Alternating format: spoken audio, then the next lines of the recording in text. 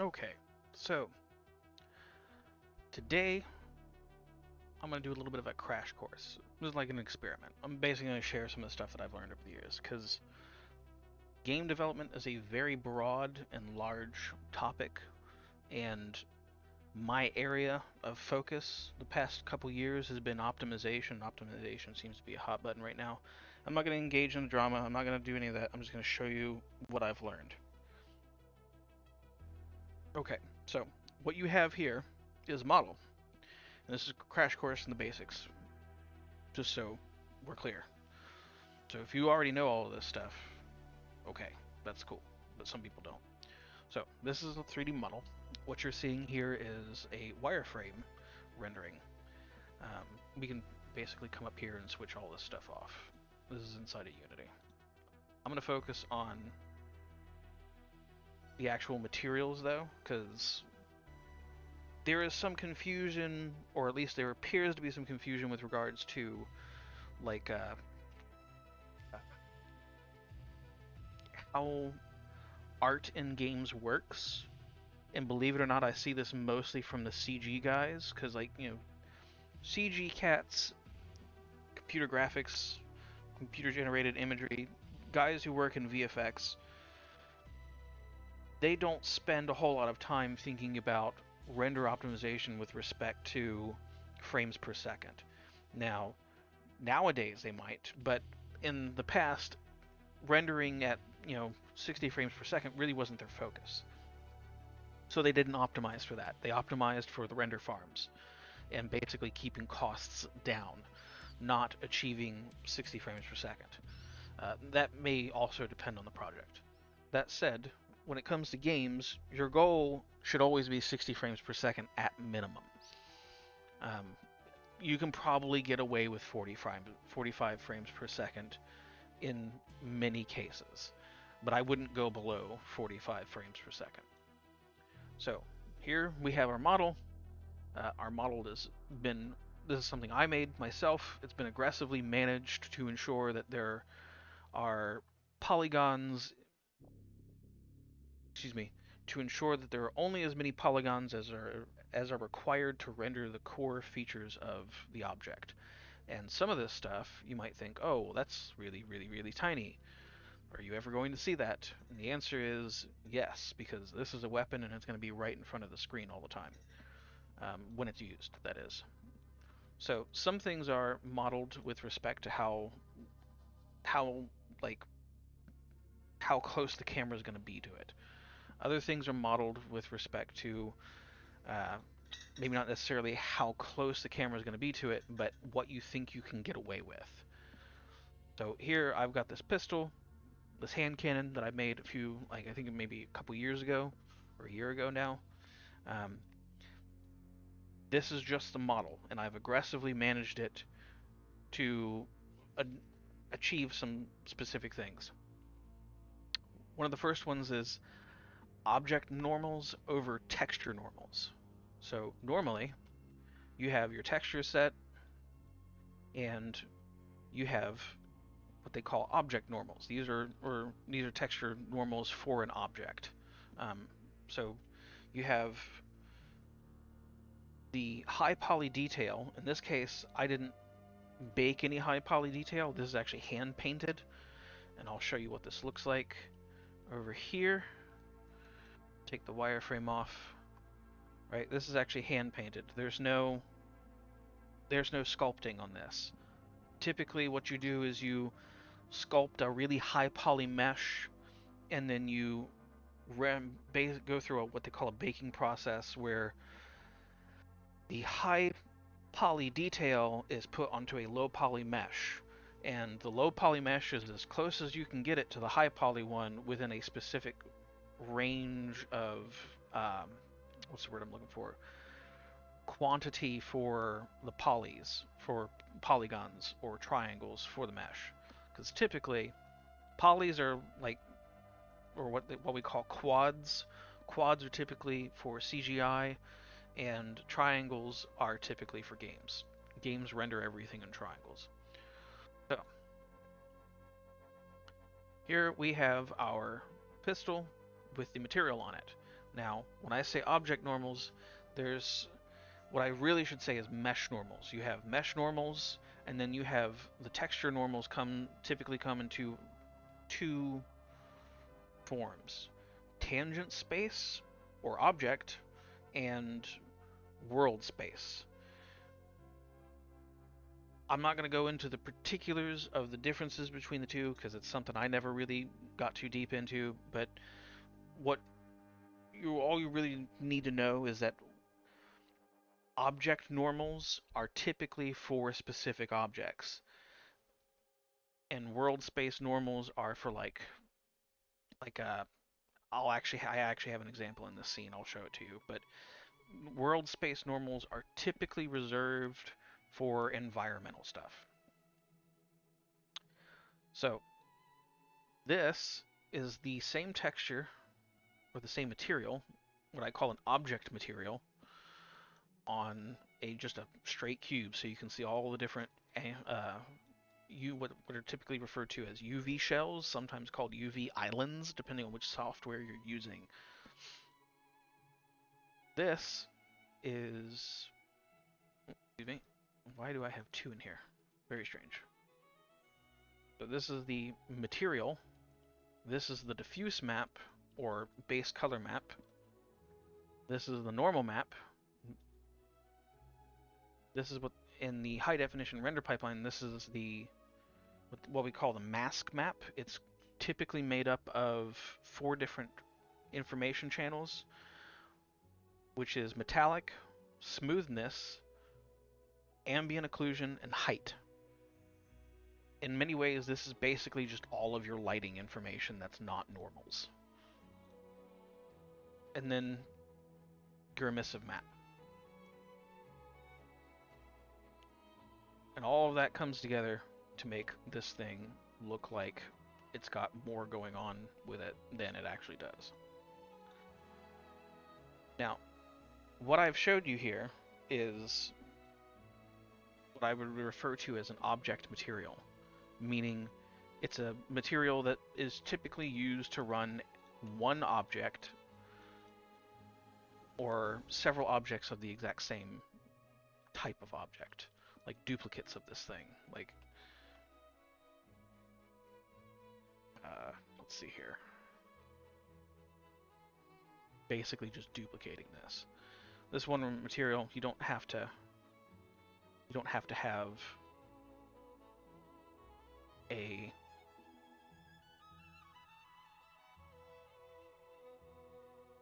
new material for every one of these objects.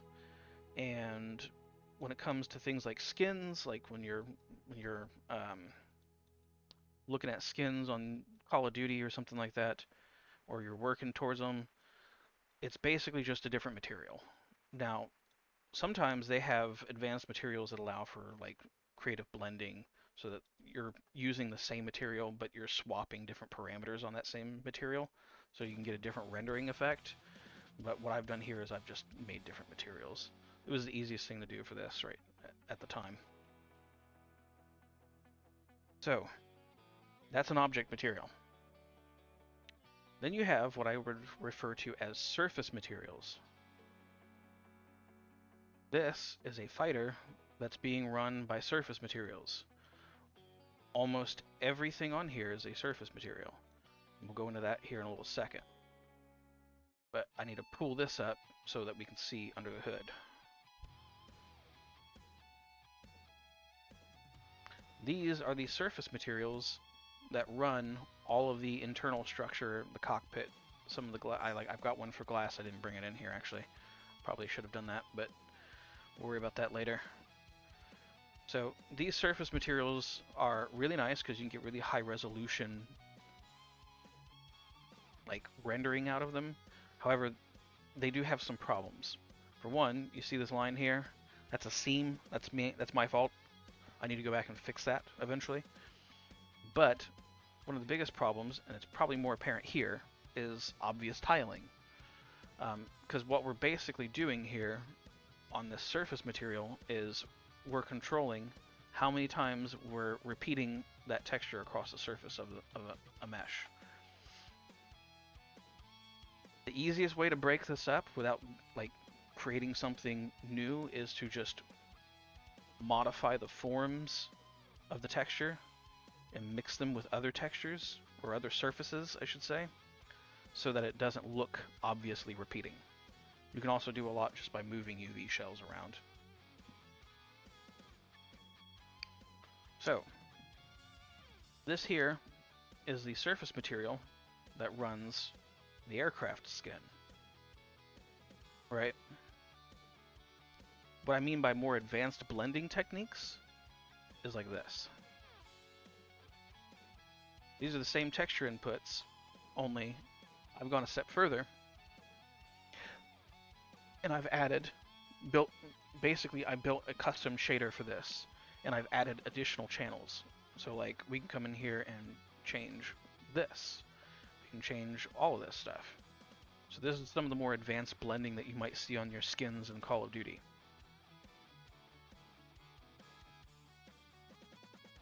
Where we're basically taking a simple black and white texture like this, and we've got here, this is what I call the paint layers. This will be separated out into red, blue, and green channels of color, so that you get 3 different layers, and that's what runs these 3 different layers of paint here. It looks like 2, but that's only because 2 of these are kind of similar. If I came in here and did that, you would get a different color there. Now, this is a much more advanced technique for games, and it's becoming a lot more popular over the last few years because games can now run lots and lots of textures. And in the case of this particular setup, I have what was typically referred to as a 2D texture array. We're gonna open this up in the Explorer. I'm gonna show you what this looks like in an editing software. Bam. 1, 2, 3, 4. We've got 16 textures here. It's the same thing with the normal map and the mask map here, right? 16 textures, all in one texture to reduce draw calls. But more importantly, when we load this thing into memory, it means we get to retain it in memory, and we don't have to worry about loading anything else in memory because we're basically using this for every single vehicle in the scene. Well, that's an optimization technique. It's good for memory, it's good for draw calls, it's good for a lot of things. Some people refer to this as the master material, although here in Unity we don't actually need to worry about a master material.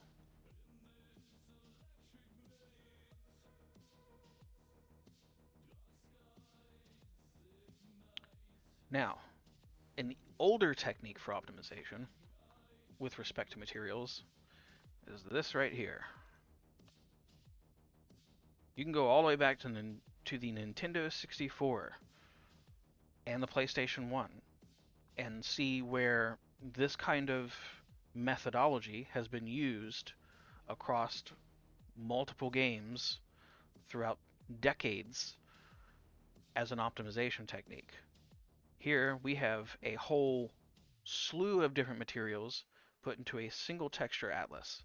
This texture atlas, by the way, is 16,000. Let me pull it up so I got this accurate. 16,384 pixels by 16,384 pixels. That might seem massive, but considering what we get in exchange for all of that, it's pretty significant.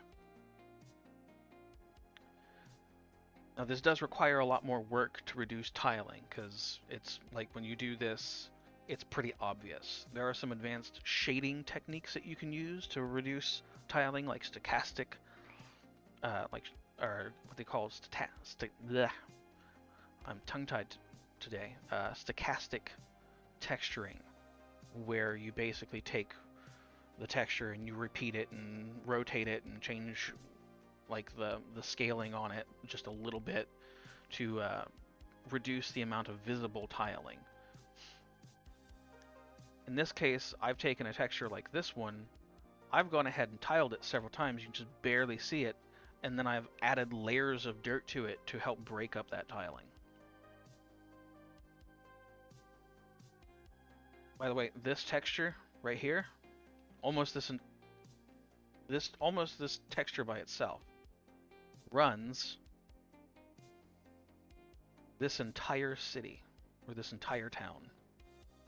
The only thing it doesn't run is the dirt and the grass and these rocks. And I'll go into those rocks here in a second.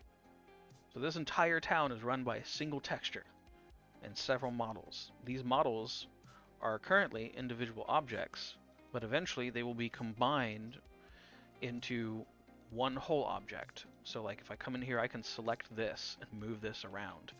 Eventually, everything under structure will be combined into a single object.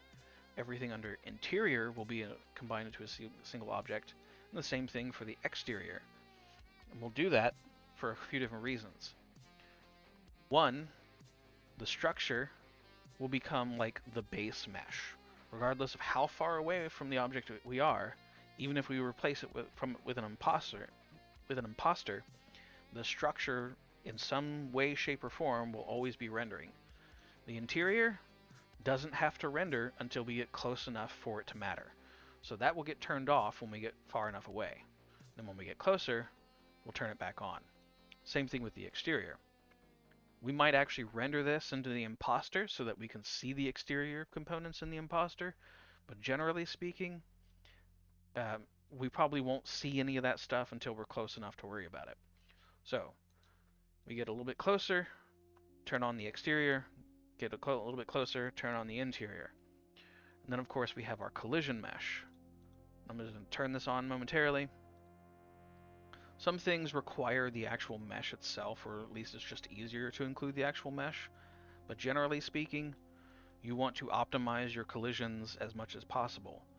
Some people will tell you only optimize what you need to optimize. I think that that's a bad philosophy to take.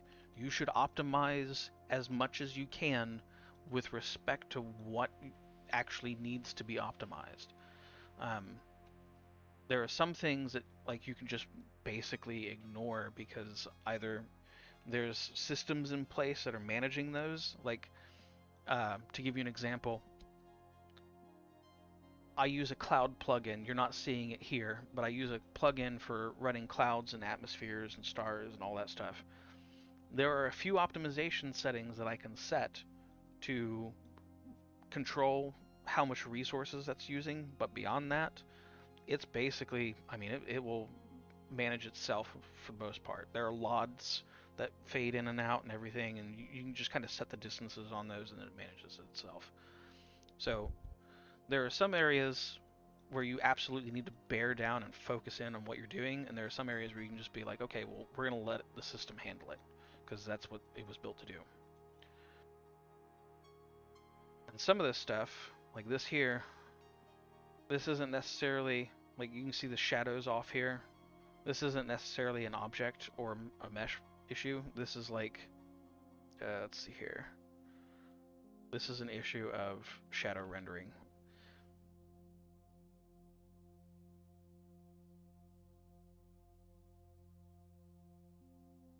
So, this entire town is run off of one material. One material that gets retained in memory at all times. Now, I said something about world space normals earlier. This is a rock that I have modified with a custom texture. If we zoom in, we get this texture here that fades in.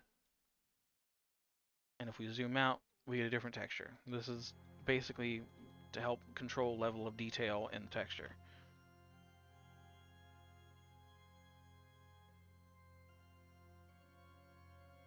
One thing you'll notice is that the close-up texture doesn't exactly match the normals of the faraway texture. That's something I'm still kind of working on.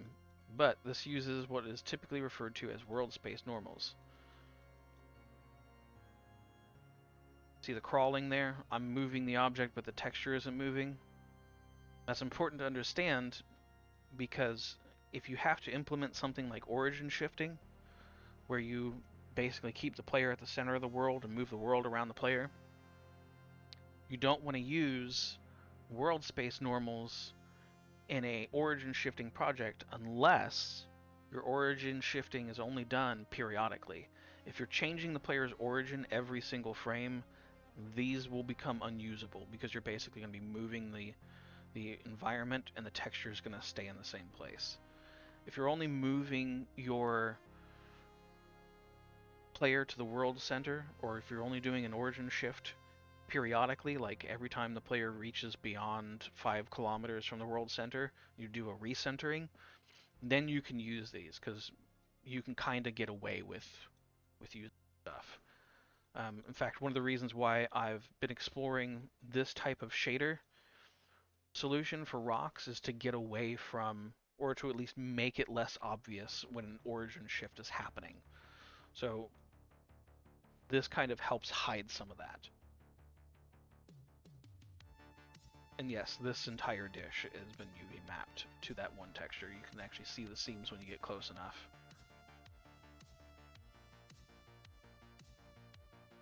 Typically I will try and hide these seams, but I think on this thing, we're never going to get close enough to it to matter. So yeah, that's how I try to think about materials. It's a little crash course in materials rendering or excuse me, material setup, I should say. Material setup for games. So yeah. Till next time.